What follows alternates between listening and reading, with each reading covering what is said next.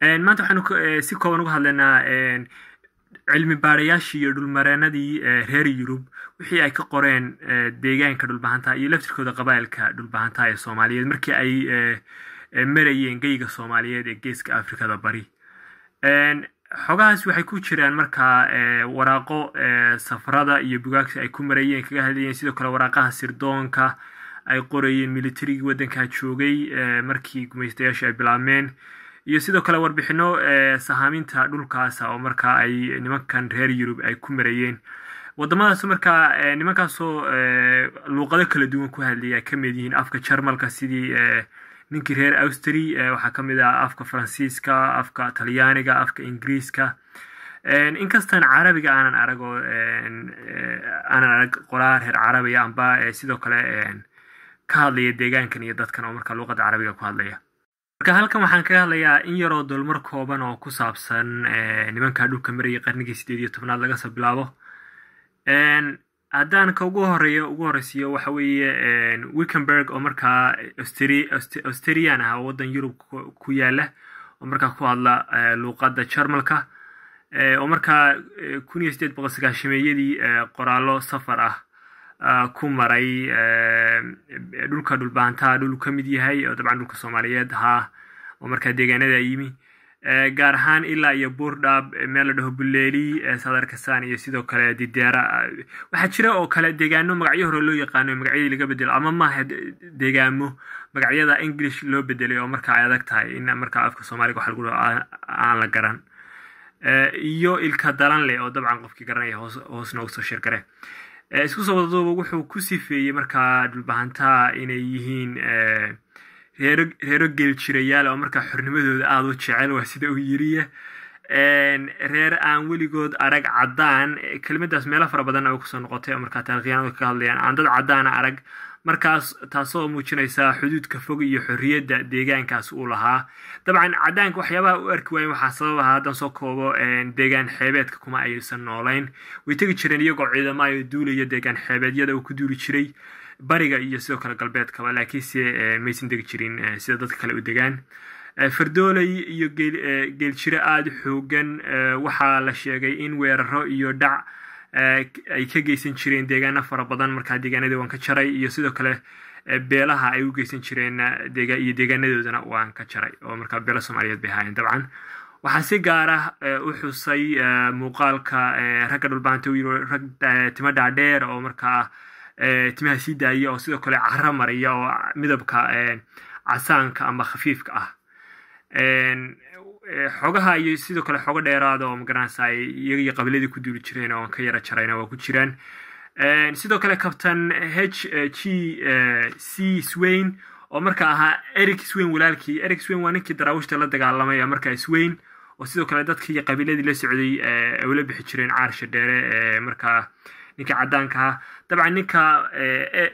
Captain H.G. waa ninkan oo markaa Harold baa la dhihi jiray Harold George Carlos Swain waxa weeye sarkaalka bay walaalahaayeen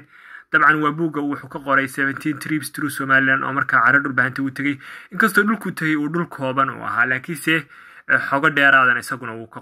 ninkan waa muhiim in aan idin sheego inuu ciidamada Ingiriiska ka tirsanaa oo markaa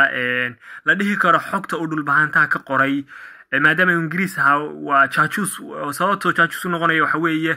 xogta uu dhulbahanta iyo deegaanadooda ka qoray wuxuu siiyay boqortooyadii Ingiriiska inteena daraawish duulaan ku soo qaadin iyo carar dhulbahante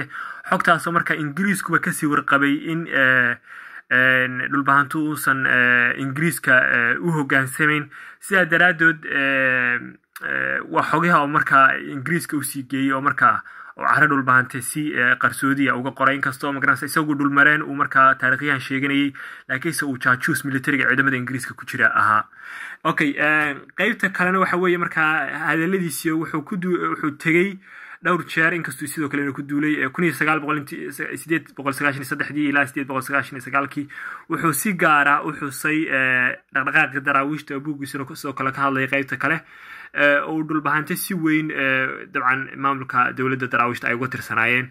waxa uu yiri dhulbahanta unlike the most settled tribe dhulbahanta sida maaha qabiilada kale ee markaa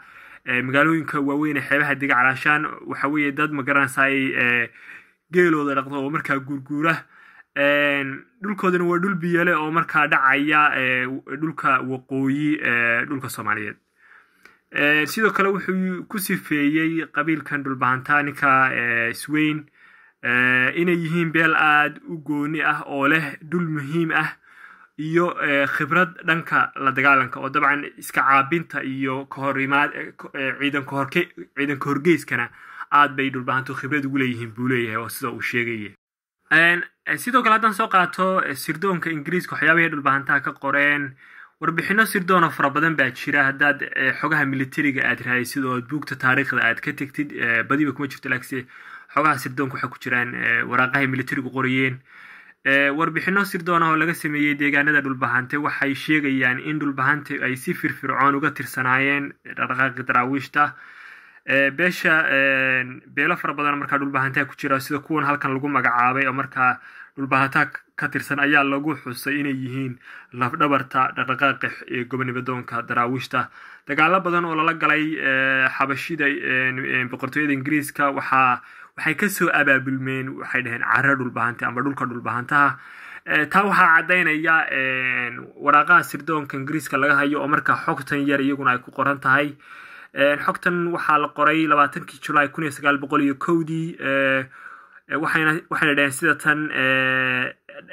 the first move talaabada ugu horeysa waxaanu ka qaadanaa dhulbahantaha dabcan waan ku duulaynaa